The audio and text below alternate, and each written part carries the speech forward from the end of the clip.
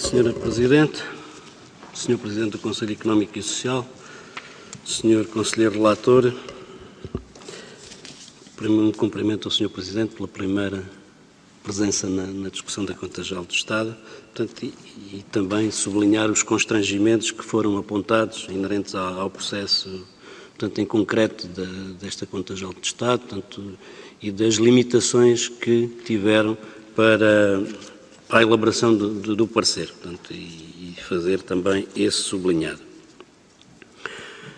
Um pouco na linha do que disse o Sr. Relator, portanto, o Grupo Parlamentar do PSD considera que é fundamental a valorização da prestação de contas e a avaliação dos resultados obtidos, portanto, em função do objetivo que era pretendido. Portanto, e penso que vamos ter que nos centrar muito naquilo que era o objetivo pretendido. Porque ao longo do parecer, como nós falaremos mais adiante, muitas das vezes é feito um sublinhado em relação à insuficiência, em relação aos resultados. Portanto, mas mais à frente desenvolveremos esta questão. Portanto, porque é indispensável valorizar os resultados obtidos ou negativos do desempenho do exercício da atividade das administrações públicas. Portanto, por um lado, para precaver que no futuro não se venham a cometer os mesmos erros, portanto, alguns dos erros que são cometidos, e por outro lado também, e sublinhar mais uma vez que nós temos aqui algumas discordâncias com o parecer do SES que vamos apresentar.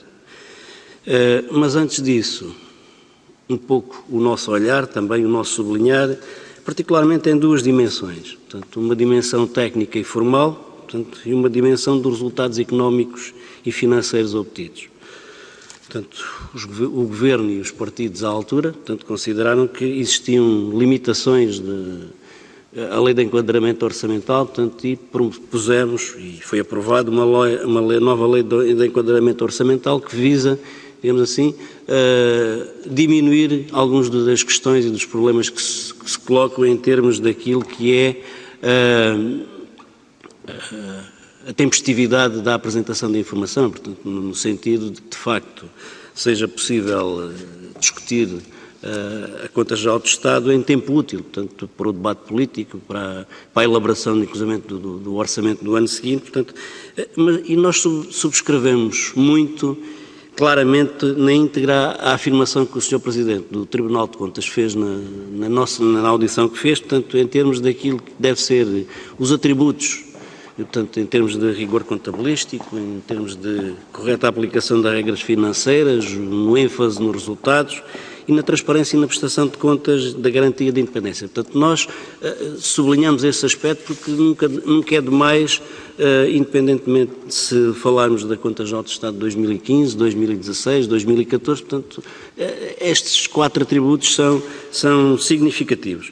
Portanto, e pensamos que já à partida em relação a estas questões e para o futuro, porque nós discutimos o passado também, mas a pensar no futuro, há duas notas que nós já deixamos claras neste processo, portanto, que é o atraso significativo da instalação da entidade contabilística do Estado, portanto, que pode pôr em causa a elaboração do balanço e da demonstração de resultados para a Conta Geral do Estado de 2019, portanto, nos termos da nova lei, e o adiamento da aplicação do novo sistema contabilístico, portanto, que já saltou do 1 de janeiro de 2017 para 1 de janeiro de 2018. Portanto, isto são aspectos que, para o futuro, nós já consideramos que vão colocar em crise, digamos, aquilo que são os objetivos para o futuro. Reportando um pouco aquilo que foi o resultado do desempenho económico e financeiro do país, portanto, temos que dizer que, de facto, o ano de 2015 marcou a continuação da recuperação da atividade económica que já se tinha verificado, aliás, em 2014. Portanto, e na lógica daquilo que foi, e basta ir ao relatório do Orçamento de Estado de 2015, portanto, em que a economia cresceu ligeiramente acima daquilo que foi previsto, portanto, o 1,6%, portanto, houve uma melhoria do mercado de trabalho, portanto, consolidou-se aquilo que estava previsto e melhorou-se, portanto, o emprego total era previsto 1%, cresceu 1,1%, e a taxa de desemprego, também o resultado ao nível da taxa de desemprego também foi substancialmente melhor, portanto, uma vez que houve uma redução da taxa de desemprego de 1,5%. E um outro indicador que também é da máxima importância, portanto, em relação à dívida bruta das administrações públicas, portanto, também houve um decréscimo de 1,2 pontos percentuais do PIB em relação ao ano anterior, portanto, e verificou-se pela primeira vez uma inflexão clara em relação à dívida pública. Portanto, isto era aquilo que também queríamos ouvir da parte do Conselho Económico e Social, aquilo que é a nossa posição, portanto, em relação a estas questões, e agora centrar-me um pouco em algumas das questões que também emanam da leitura e da apreciação do parecer sobre a Conta Geral do Estado. Portanto, e uma das críticas que nós fazemos e que eu indiquei é que ao longo do parecer passa a ideia que os resultados foram insuficientes. Portanto, ao longo do parecer várias vezes é dito que os resultados foram insuficientes, apesar de... Mas isso não se compagina com os resultados afinal, porque de facto aquilo que nós verificamos, portanto, o objetivo, o nós dizermos que são insuficientes, para nós não significa nada. Portanto, ser suficiente ou insuficiente não significa nada. Portanto, o ser suficiente ou insuficiente é em função daquilo que foi o objetivo. Portanto, nós nos propusemos para o ano 2015 qual era o objetivo. Portanto, se nós atingimos o objetivo, não podemos considerá-lo insuficiente. Portanto, os resultados devem ser avaliados em função dos objetivos e não de outra forma. Portanto, agora, indo aqui um pouco a cada uma das partes, na nota introdutória, portanto, um sublinhado e claro, e juntarmos aqui a recomendação do alargamento do perímetro. Portanto, nos últimos anos foi uma matéria que, de facto, também foi um exercício difícil, portanto, a acomodação do alargamento do perímetro, portanto, e nunca na nossa história houve uma tão grande necessidade de acomodar esse alargamento do perímetro, portanto, em 2014, em 2015, portanto, em 2014 mais de 200 entidades, em 2015 mais de 90 entidades. Depois temos aqui uma questão, uma referência à inconstitucionalidade do Tribunal de Contas. Eu penso, na página 7, uma referência à inconstitucionalidade de algumas medidas com efeitos no rendimento e no consumo das... Nós consideramos que é completamente despropositado referir neste parecer, portanto, as inconstitucionalidades que se verificaram no passado em relação a 2015.